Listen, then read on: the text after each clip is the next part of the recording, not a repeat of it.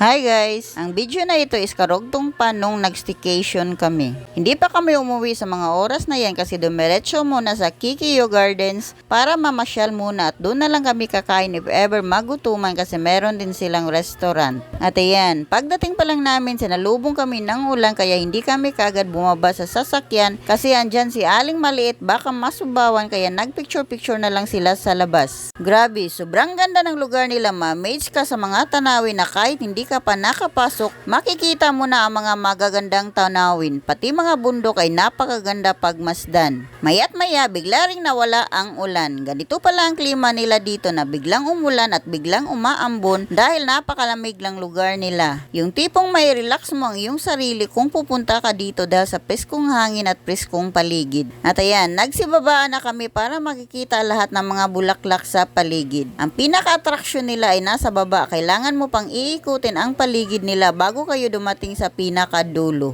Mapapagod ka talaga habang bumababa kasi matarik ang hagdanan nila kaya nga nagpicture-picture na lang ako at pabidyo-bidyo na lang kasi hindi ako sumama nila pababa dahil andyan si Aling Maliit for sure magpabuhat at napakabigat. Kawawa rin ang bata kung isasama namin sa baba baka mapagod pa kaya nagpaiwan na lang kami doon sa loob ng restaurant nila. Ganitong lugar ay talagang gaganahan ka mamasyal dahil sa napakandang ambience nila. Noon, hindi namin ito naranasan na mamasyal ng malayo kasi kapos sa budget kaya mapa-thank you Lord ka na lang sa lahat ng blessings na dumating sa amin. Hindi ka talaga basta-basta makarating sa lugar na to kung wala kang sasakyan dahil napakalayo. Kaya habang buhay pa tayo, piliin natin na maging masaya kasama ang ating mga pamilya at mga mahal sa buhay habang andyan pa sila at kumpleto pa kaming lahat. Kahit hindi kami pumasok sa pinaka-garden nila, nag-enjoy pa rin kami sa restaurant at sa labas nito ay meron din namang mga bundles of flowers at pine trees na pwede ka magpa-picture.